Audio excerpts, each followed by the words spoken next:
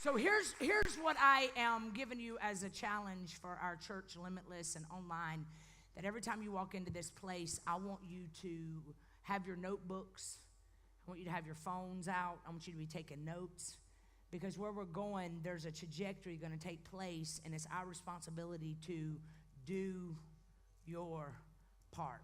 Now, all throughout this sermon, I'm going to do that. I'm going to say, you have to, and y'all got to be remembering to scream, do your part. All right? So y'all going to help me preach today. Y'all ready? You ready to practice? 1, 2, 3. Do your part. All right, let's do it one more time. Do your part. All right. Why? Because it's in me.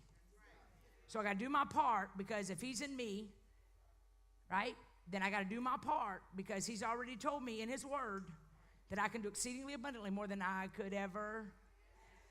Right? Y'all, we're a word church. Y'all know this word. He says what? He says, trust in the Lord. Proverbs 3. What does he say? Trust in the Lord. And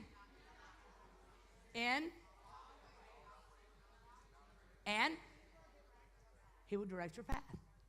How about delight yourself in the Lord and he will? But what's your part? Huh? Okay, and then you got to do what? Keep knocking, and the door will be open. So that means we're constantly doing our part, right? Trust in the Lord with all your heart. So today, I want to take us on a twist. Buckle your seatbelt. Sometimes, just because God is quiet doesn't mean he's not close. Because a teacher is always silent during the test. Because if I can't trust you here, how can I trust you here? So what you're praying about is obviously bigger than where you're at. Are you with me praying about it? And if he says that to trust in the Lord with all your heart and lean not to your own understanding, all your ways and acknowledge him and he will direct your path, then why would he not give you what you're praying for unless you're not ready? So you've been praying about stuff, but your character can't keep up with your purpose yet. Why? Because he's seen you when nobody else has seen you. Right? Well, does that mean I can't ever fall apart? Absolutely not. You can have a whole meltdown. You can have a strong cry, but you got to get up. Some of y'all still down from something your daddy did 48 years ago. And you don't even remember the details. But in you, you refuse to let it go, because the enemy cannot take you out. He's wearing you out, and he does it through people, places, and things. He does it through soul ties. He does it through generational curses. But it's in me to break the generational curses, right? So sometimes God will take you to it so that you can realize how strong you are when you go through it. Like he had to wreck your plans because your plans were about to, right? So usually what we mean when we say God is with me is only when things are going our way. God's with me. Oh, you pray and prophesying. But the minute you find yourself in a place where you can't hear God, you stop. Because we only believe that God is with us when he's doing things. It's hard to know God's will when you've already decided in your head what you want the will to be. Oh, I want God's will to be done. Do you? Really? Because I have never known anything to be birthed without a process. And it is usually very painful. So while you're getting stuck in the process, God is saying this process was purging you to get you to that place. And when God comes on the scene, he moves fast. So basically, we have to consult God in whatever we're praying for and then move in it. So what we do a lot of times is we consult God and then we stop. I don't hear him. Oh, he's talking. But he ain't talking the way you probably want him to talk. Because in order for you to grow, you got to go through the breaking. Right? Well, that's stupid. Well, it works. Like anytime there's ever been a birthing I've ever seen, it took a woman screaming her head off. She hates her husband when she is delivering a baby. And the minute that baby comes out, she's like, oh, I love you so much. Oh my God, let's make another baby. Because the purpose of the pain was to bring a life. And you couldn't have got a life without the pain. Because anytime a great purpose is in your life, you're going to walk through some things that God is saying it's going to hurt for a minute, but if I can trust you to keep moving, right? So I'm going to go from Mark, say Mark 5:28. For she thought to herself, if I can just touch his robe, I will be healed. Now, what's the key word in that?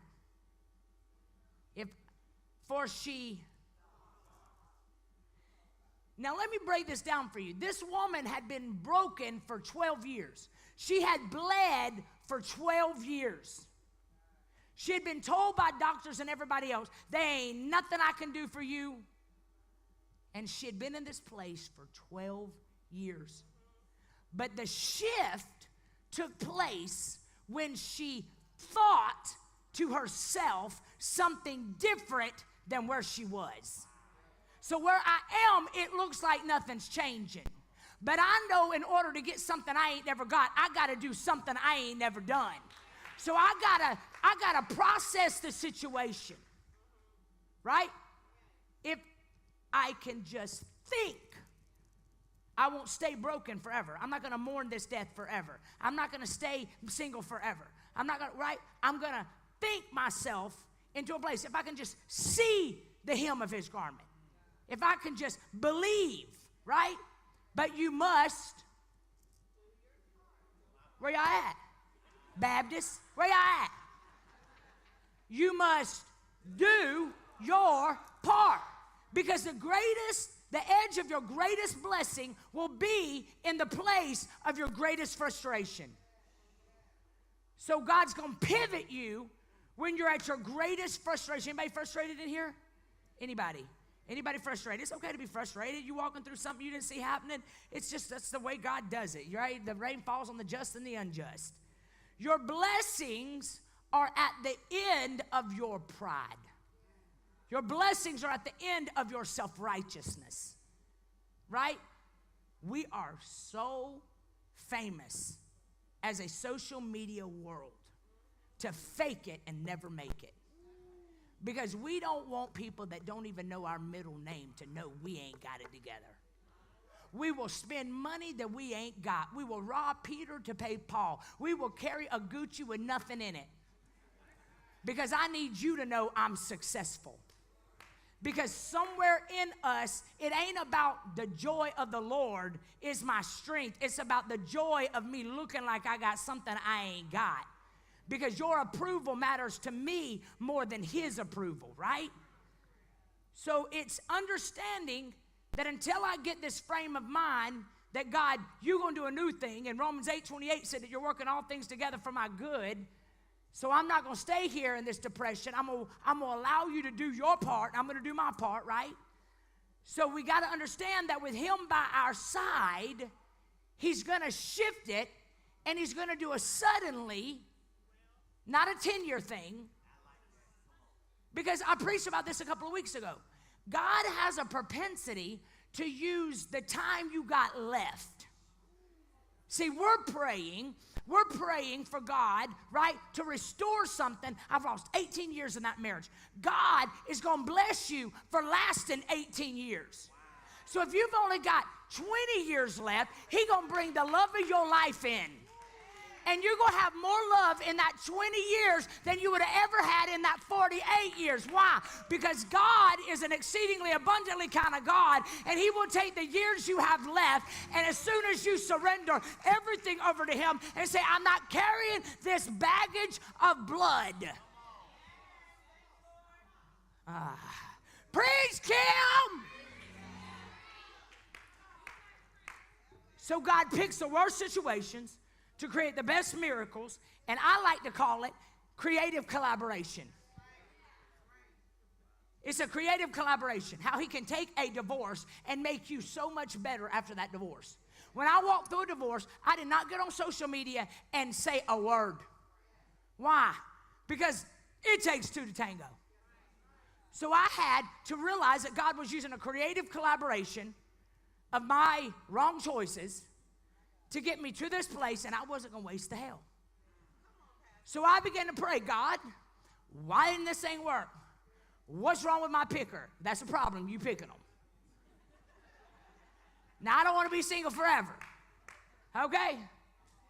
I don't want to be like one of them preachers that's single forever. Now, I want me a bouncing, wow, wow, okay? Okay.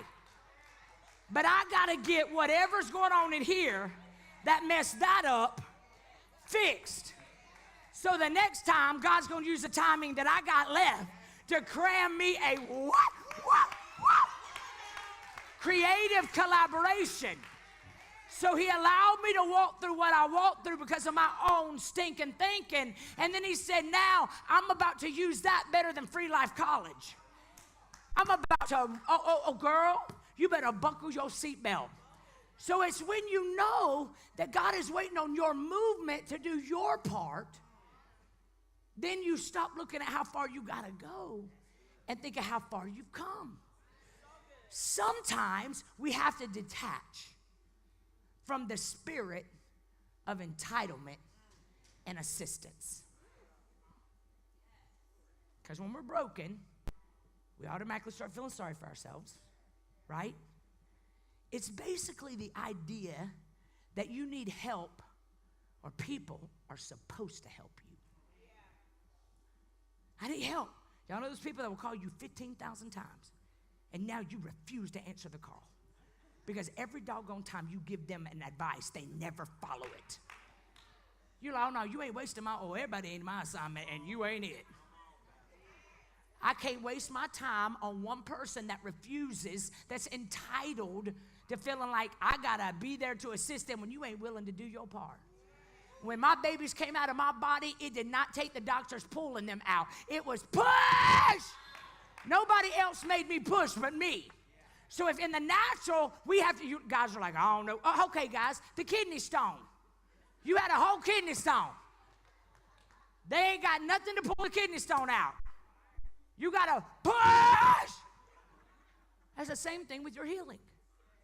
So it's the idea that we need people to assist us and help us, and then we get mad because they didn't, right? But my Bible says, no man, nothing but love, right? So my challenge in this sermon in the next 10 minutes, I'm challenging you to move forward today, maybe 20, from whatever is holding you back. Because God is waiting on you to realize who you are and what you possess, right? So it's not saying do anything without God. It's saying make him the center. You know how you kind of know if he ain't the center? How? Ain't nothing going right.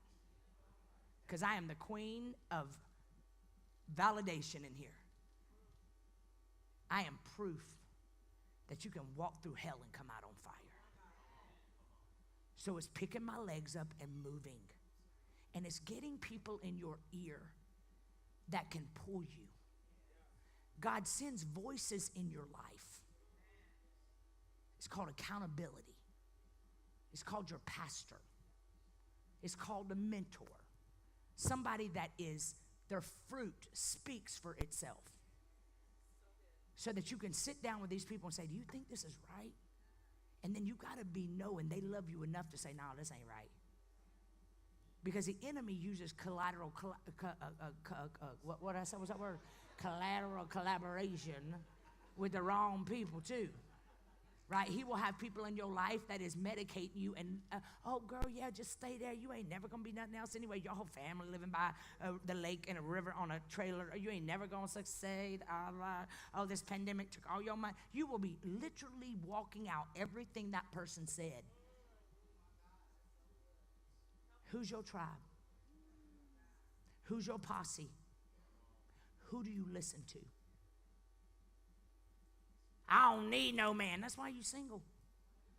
My wife ain't gonna tell me nothing. That's why you single. Because anytime in life God shows us in his word that Jesus did not even perform a miracle until Father blessed him. There's always people in your life that can see things through lenses that you can't see. He said, this is my beloved son in whom I am well pleased. He was setting a precedence and principle in this earth that affirmation brings authority. Affirmation brings authority, right? A few months ago, I was at World Harvest, and my spiritual father is Pastor Rod Parsley, and he ordained me as a bishop. And I'm like, I told everybody's like, you're going to be a bishop? I'm like, I don't know. I don't even know. Titles really don't mean anything to me, right? And I'm like, can women even be bishops? I don't even know. I'm just kind of out in these streets, like loving people back to life. But when he laid his hands on me, there was a transference that took place in the realm of authority. I'm preaching different. I'm seeing different. I'm prophesying more than I've ever prophesied. I'm not here to play. Right? Why? Because there was an authority at that moment that was transferred because I allowed someone in my life to speak to me and tell me this is where you need to go. Because you got a whole bunch of people that you are pulling on a caboose, and if you ain't going higher, they can't go higher. So when you go to another level, they're going to go to another level. And they're going to either catch your glow and catch the glory, or they're going to get left behind, because in this season, God said, I'm not playing. I am blessing. I am blessing. So what we have to do is we got to consult God, and we got to move. The first thing we have to do, and we see it in this text, was we have to have a diagnosis. What's your symptoms? What have you been stuck in? Who you been mad at? What do you talk about all the time? That's your diagnosis. What do you talk about all the time? The diagnosis of this woman was the issue of blood. Then we got to process the duration. The duration in our text was 12 years. So you got to have a diagnosis. Then you got to have how long is it happening? Because it's a cycle. Then you got to realize, what has it brought to your life? In our text, it brought discomfort to this woman. She was uncomfortable. She was suffering. Then we also see in text that she was damaged. Damaged on several levels, because she was damaged because she spent all her money and she couldn't go into public, which meant she was isolated. And she had to announce herself when she came out of the house. The danger in our text that we see is that there was no cure, and her body was deteriorating. My question to you today is, what is your diagnosis? Maybe your diagnosis is you ain't got no love. Maybe you're racist.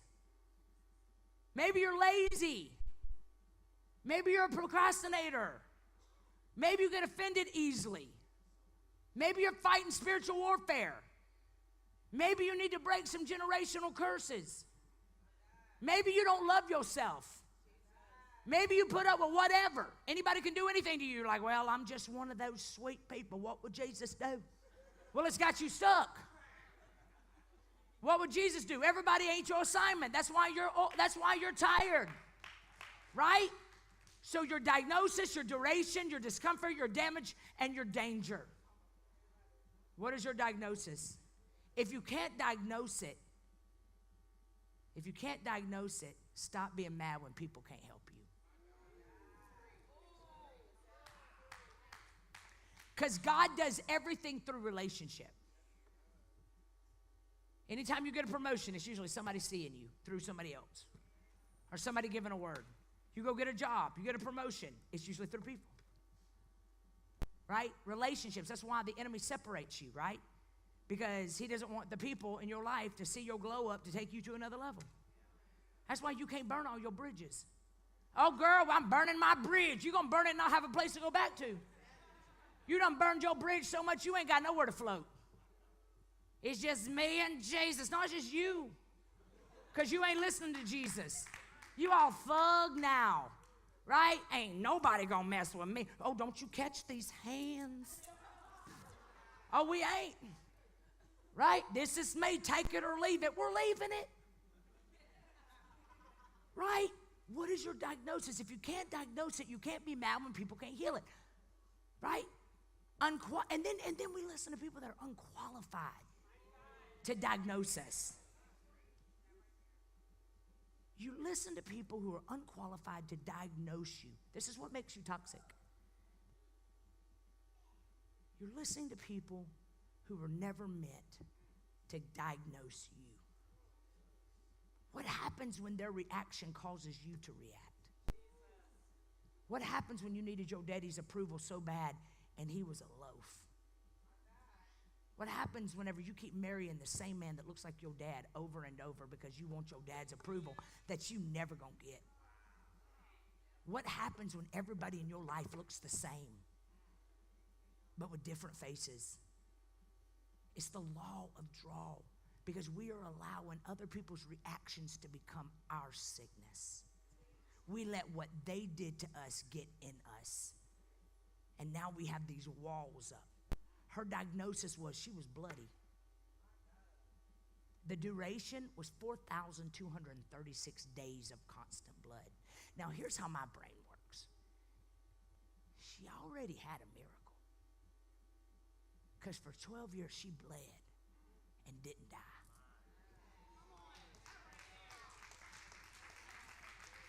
So how many times, because a miracle don't look like what we thought it was going to look like, we don't realize that there was already a miracle in the mere fact that you still standing.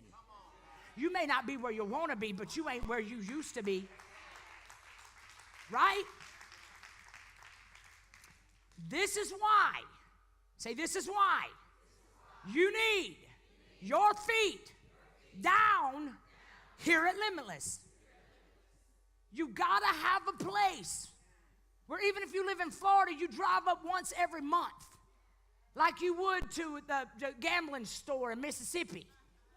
Because this place right here is a place that pushes you. We won't let you stop. I am like a fly. I will wear you out. What you doing? Where are you at? Why are you there? Because I see something in you, because you didn't just choose me. God assigned me to you.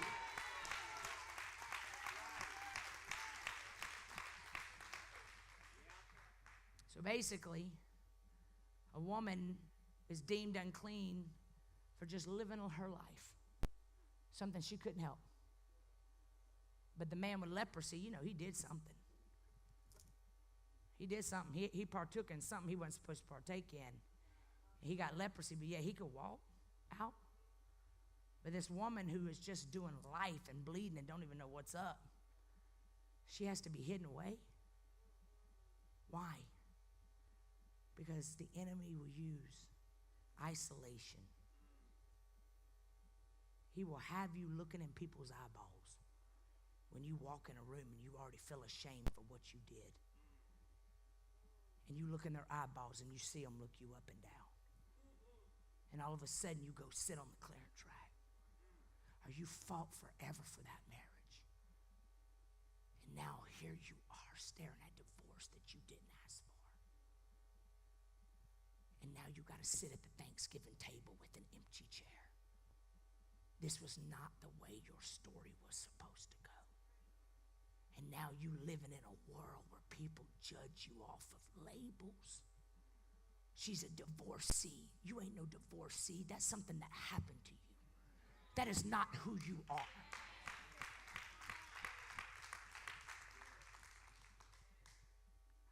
So she's deemed unclean because she allowed people to judge her off of just living. Now her bleeding could be your chronic, constant complaining. Your blood could be negative Nelly, petty Patrick, my way or no way. What has your life of just living turned you into? I got to prove myself. And I can only prove myself by all the retweets or the likes or how many people show up at my birthday or if I got a man on my arm or I don't. If I got the best hair, driving the best car, because I'm trying to prove something to someone that don't even know my middle name. And if they do and they judge you, they ain't your people. Because, baby, you ain't got to take no folding chair to no table. Because my God created you to build your own table.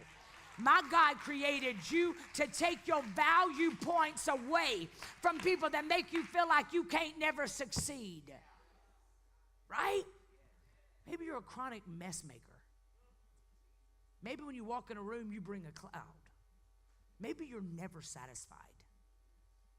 We may not be bleeding, but just leaking.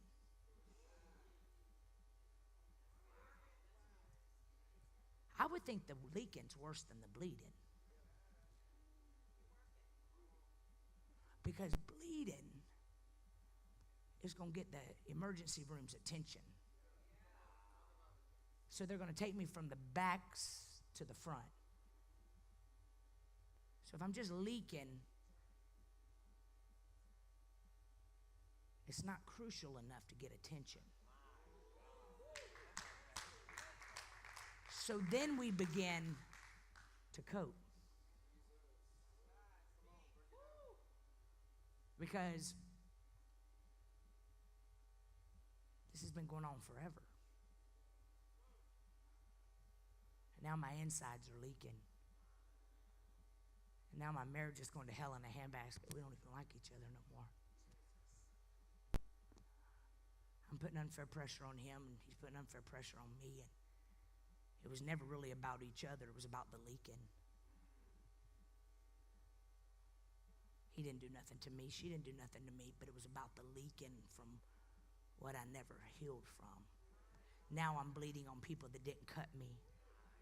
And now I live in a constant state of trying to prove myself. And I'm tired. What's going on the inside is now showing up on the outside. 365 days.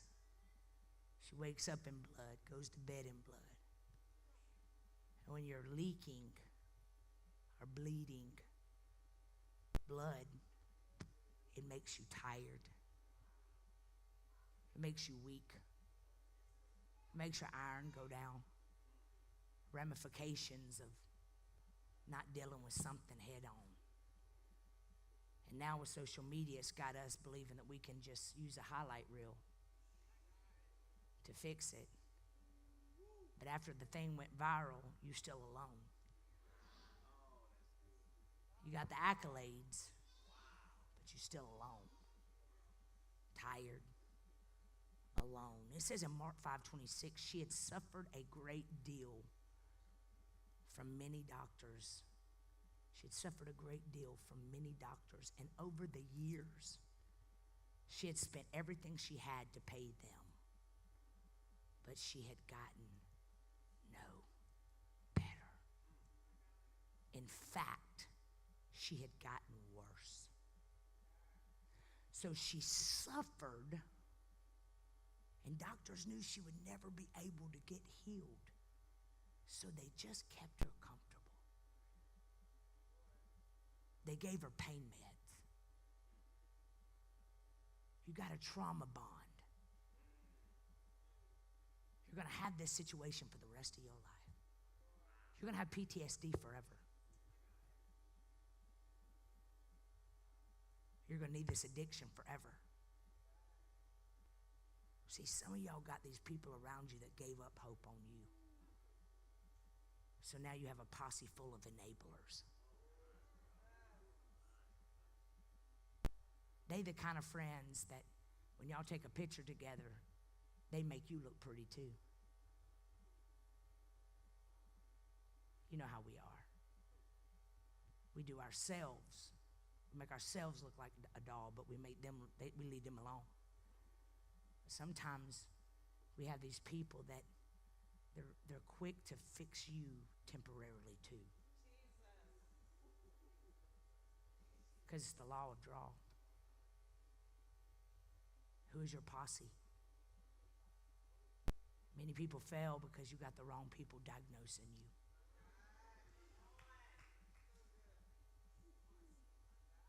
Maybe it's because you're ignorant. You just don't know no better. You're tired. Maybe you're arrogant. because you already think you know everything. This is just me. This is who I am. They know how I am.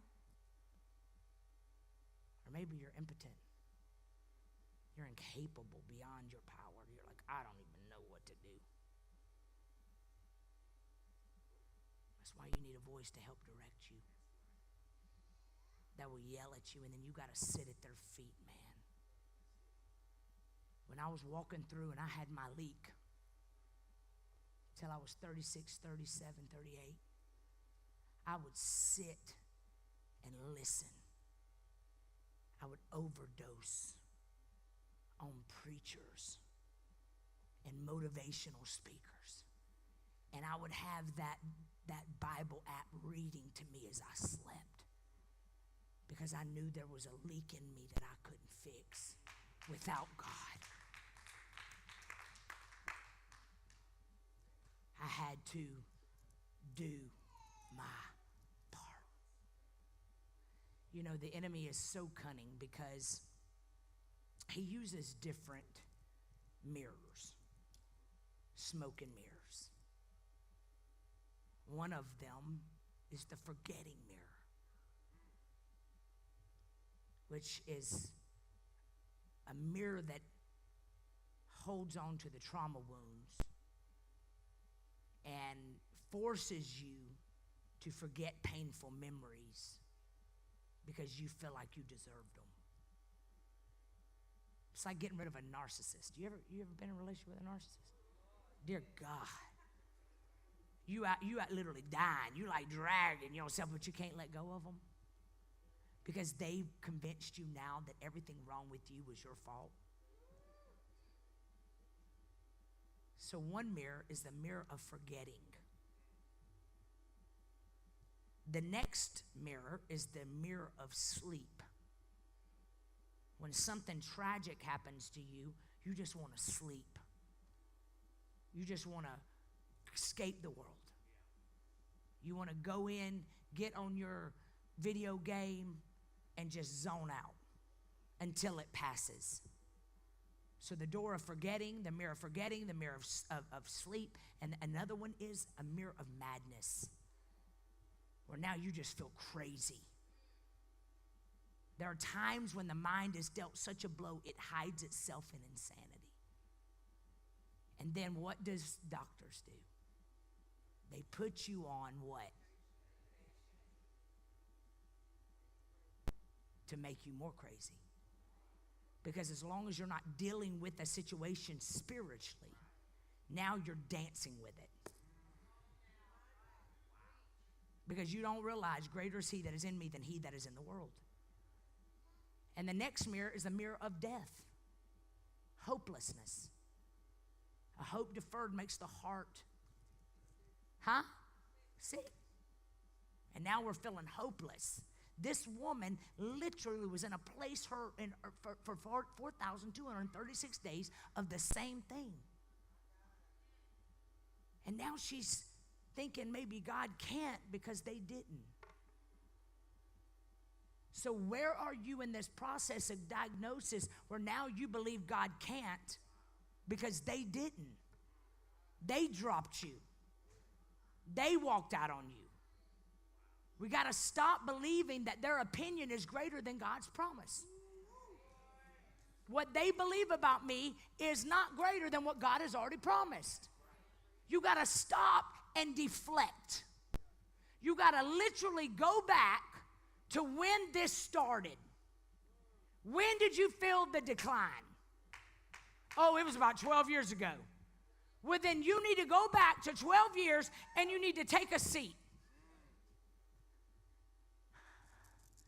I got 2 weeks left of August, but I am not walking into September like this.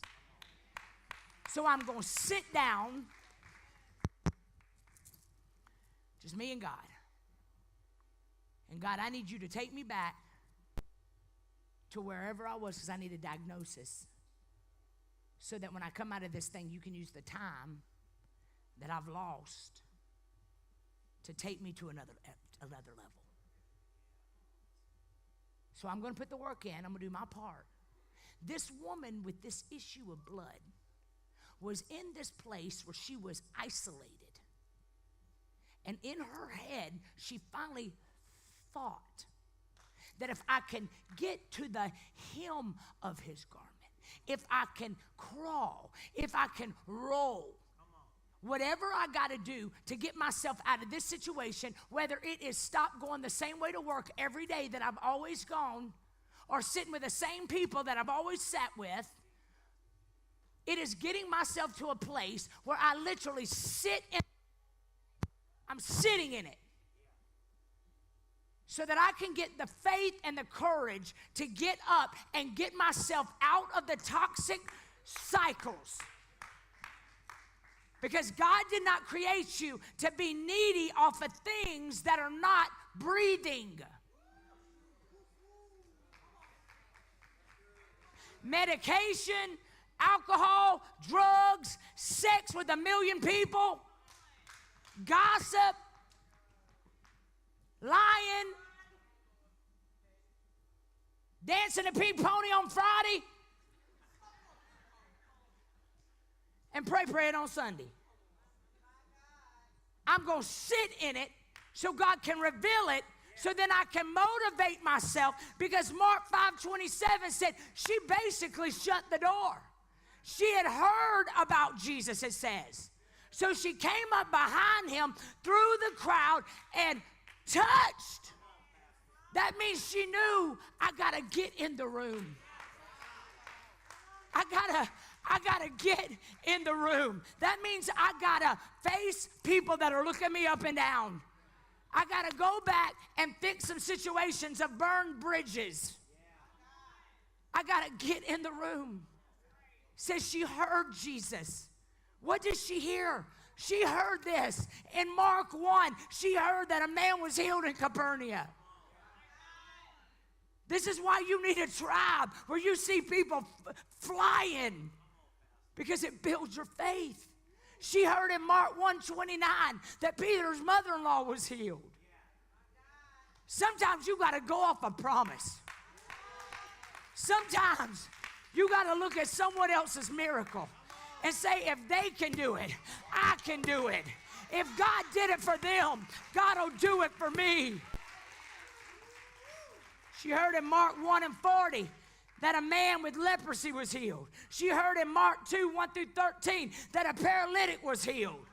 She heard in Mark 5:1-20 that a demon-possessed man was healed. She heard what he did for them, and she believed, if I can just get in the room. Preach, Kim! If I can just believe. If I can just, even if it's, I can do all things through Christ who strengthens me. I'm the head and not the tail. I'm the top and not the bottom. If I can just get up, I don't care if I'm 78, 68, 48, 38. I'm going to assess the situation. While everyone was brushing up against Jesus, waiting for him, she said, oh no, boo. I'm about to roll. I'm about to do whatever I got to do to touch the hem of his garment. You know what she did? Let me tell y'all what she did. All thousands of people around. She didn't watch none of y'all. She got her gaze on where she was going. And she said, all I can see is that robe. I don't care what y'all do. I don't care if your posse tries to stop me. If I can just, she set her gaze and she got her focus. And wherever you focus, you go. Wherever you focus, you go. That's why when they're telling you, whenever you're riding a motorcycle, don't look at where you're at. Don't look at all this. You got to look at where you're going. And your gaze takes you to where is your gaze? Where is your gauge? Where's your gaze? What's your diagnosis? So basically, if you're going to do it yourself and break meds off you and your family and get unstuck, you must have the ability to catch what others missed. They missed it. They didn't see it. They never thought you were going to recover. They never thought you were going to be here.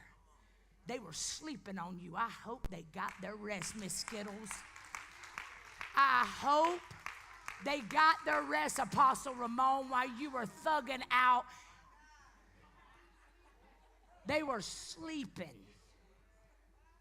She believed she could, so she did. She busted a faith move that didn't make sense. She said, 4,236 days I've been dealing with this issue, and I know this issue ain't God, because God is not an author of confusion or sickness. He said, by his stripes I am healed. So today, blood, you are drying up. She touched him while everyone else was waiting for him. Touched means to cling. She got her focus. Mark 5:28 says, for she thought to herself, if I can just touch his robe. Y'all see what she did there, right? The whole scripture. Thought.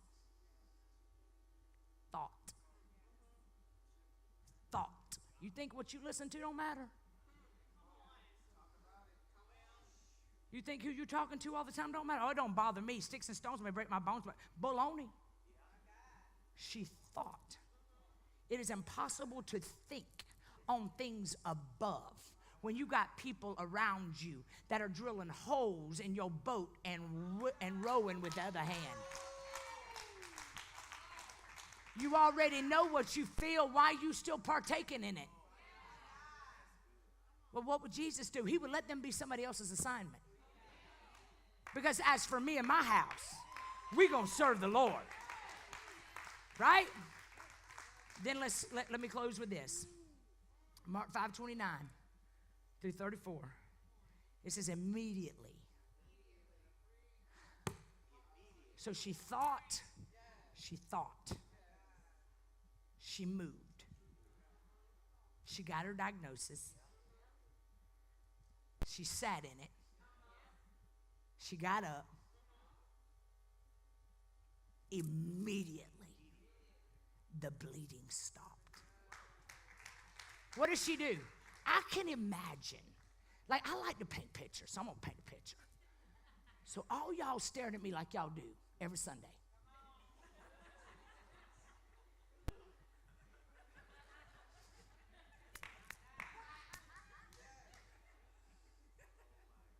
So she walks in this place, and she's bleeding, and she has a promise. If he did it for all those other people, today's my moment. She got her gaze, and then she stopped looking at them anymore. I bet you she was just doing this.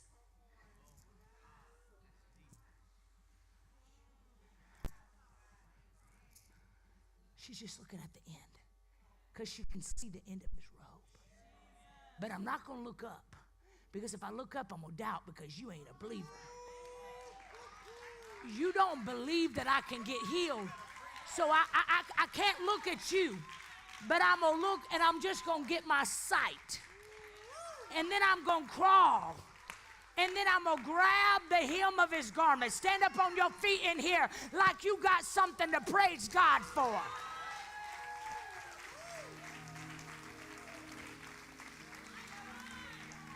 That's cute. That's cute. That's cute. Immediately, she stopped bleeding, and she could feel in her body that she had been healed in her terrible condition.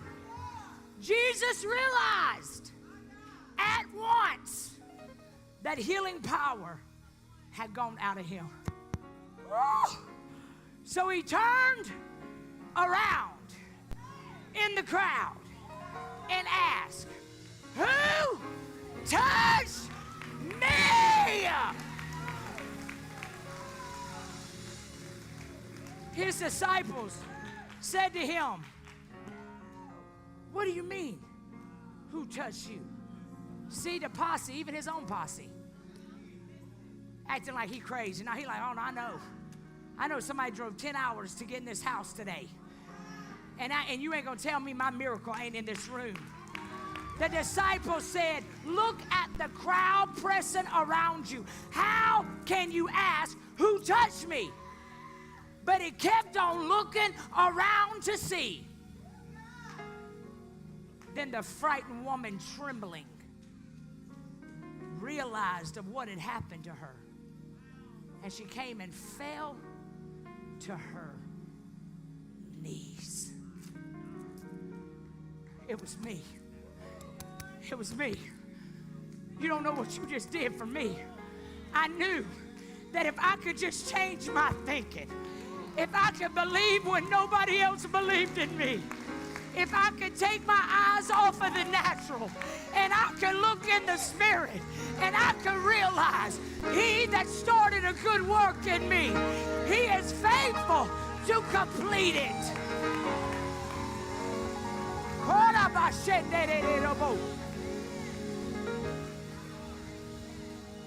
She fell to her knees. That's why you can't just have a half praise. What he done for me, winning the lottery can't do for me. What he's done in my marriage, a therapist couldn't do. She fell in front of him and told him what she had done. And he said to her, daughter, your faith has made you well.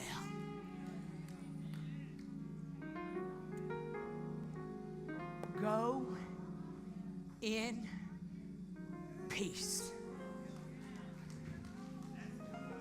You will never see this place again. You won't smell like what you went through. It ain't gonna tarnish you or taint you. What they said ain't gonna stop you. In fact, I'm gonna turn the slander into promotion. And every time they gossip on you, you are being elevated to another level. I'm gonna put the meanest ones in the front. I'm preserving them so they can watch. As I elevate you, they gonna know they should have never put their mouth on you. If I can just get you to praise your way out, I need some people up in Limitless and online to begin to give God a praise. You better open your mouth. Say, I'm ready. I'm ready. Today, look at your neighbor and say, do your part.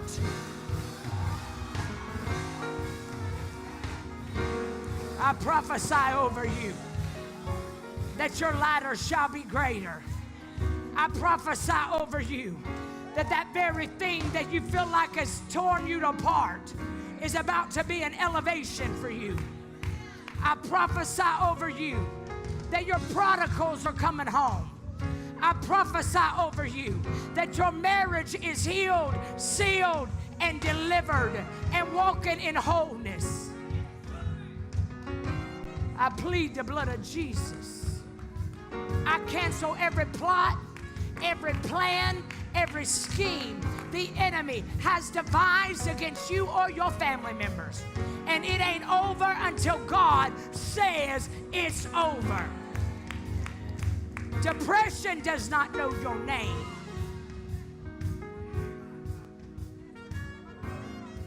Depression, you will not sleep away your life.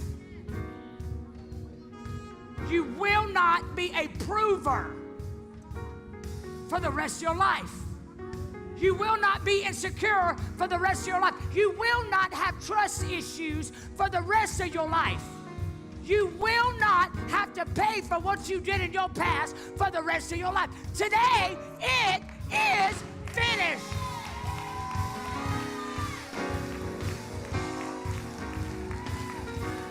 finished.